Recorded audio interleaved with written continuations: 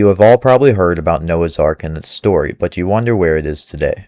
Noah's Ark still fascinates many people today because it was an incredible vessel built by Noah under God's direction to preserve life during the Great Flood.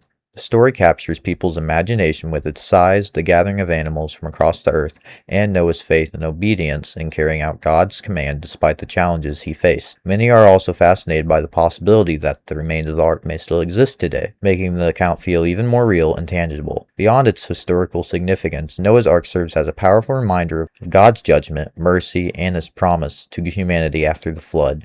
Today, we are going to discuss the mystery of where it is today. So sit back, grab some popcorn, and enjoy. In the Bible, in the book of Genesis, the story of Noah's Ark begins when humanity had become filled with violence and evil. God looked at the earth and decided to send a great flood to cleanse it, but one man stood out, Noah. Noah is described as a righteous and faithful man to God. God warned Noah about the coming flood and gave him detailed instructions to build a massive ark made of gopher wood. The ark was to be huge with multiple levels and rooms inside. It was 450 feet long, 75 feet wide, 45 feet high. God told Noah to bring his wife, his 3 sons, Shem, Ham, and Japheth, and their wives onto the ark. He was also commanded to bring animals aboard so life could survive after the flood. In Genesis, God tells Noah to bring pairs of animals, male and female, also extra pairs of certain animals used for sacrifice like bulls, goats, lambs, rams, turtle doves, and pigeons. While Noah built the ark, people around him did not listen to the warning. They actually made fun of him, telling him he was crazy. When the ark was finished, Noah, his family, and the animals entered it. Then rain began to fall. According to the Bible, it rained for 40 days and 40 nights, and water covered the earth so completely that even the mountains were submerged. Everything outside the ark perished in the flood. The ark floated on the water for many months. Eventually, the water began to recede, and the ark came to rest on the mountains of Ararat.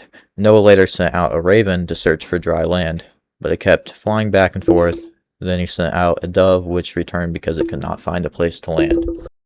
After waiting several days, Noah sent the dove again, and it returned carrying an olive leaf, showing the plants were growing again. When Noah released the dove a third time, it did not return, meaning dry land had appeared. Once the earth was dry, God told Noah and everyone aboard to leave the ark. Noah built an altar and offered sacrifices to God. God then made a covenant, a promise, never to destroy the earth again with a flood. As a sign of this covenant, God placed a rainbow in the sky. Something I need to point out about the ark is the size. The size of the ark was not as big as boats now. Many speculate that the story isn't real because the boat couldn't have held 2 of every animal on earth. But I believe that when Noah collected every animal, it was not as many as we have today. So the animals there were back then were able to fit. And when they landed, the animals bred and spread out around the world, making new species, making the species we know today. Now let's get back on track. If the boat's still out there, where would it be? Did it survive? Was it destroyed? Or could it still be hidden somewhere today? Let's explore the most common theories. The Bible says the ark came to rest on the mountains of Ararat after the waters receded. Because of this, many believe the ark remains somewhere in the Ararat region of modern-day Turkey, possibly buried beneath ice, rock, or volcanic debris. Others believe the ark simply decayed over time since it was made of wood. Thousands of years of exposure to the elements could have caused it to rot away completely. Another possibility is that Noah and his descendants reused the ark's wood after surviving the flood. The massive supply of lumber could have been used to build homes, tools, and shelters. Some researchers point to a boat-shaped formation in Turkey called the Durupanar Formation.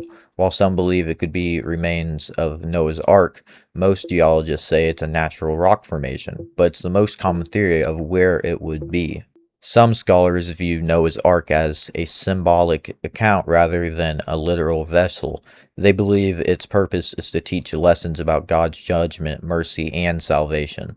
The most believable theory is the Durupanar Formation. The Durupanar Formation was first discovered in 1948 by a Kurdish shepherd named Resit, after heavy rains and earthquakes exposed the boat-shaped formation in eastern Turkey. Then in 1959, Turkish army captain Ilan Durupanar noticed the unusual shape in aerial photographs, and the formation was later named after him. Because its shape resembles a giant ship and its size is somewhat similar to the biblical ark, some researchers believe it could be linked to Noah's Ark. However, most geologists say it's a natural rock formation. The measurements of the formation do not match the ark's measurements, but this might be because of erosion over time. Some researchers have said unusual underground patterns that could resemble an internal structure. The formation is not confirmed as being the Ark, but it's the most believable place it could be. The story of Noah's Ark also connects to many other cultures of similar stories about the flood, making Noah's Ark even more believable. Overall, Noah's Ark isn't confirmed of being found, but there are many theories of where it could be and what happened to it. In the comments, tell me where you think the ark is and what you think happened to it. The story of Noah's Ark also reminds us that God's promise never fails. Thank you for watching, and don't forget to keep seeking Him every single day. God bless, and I'll see you in the next one.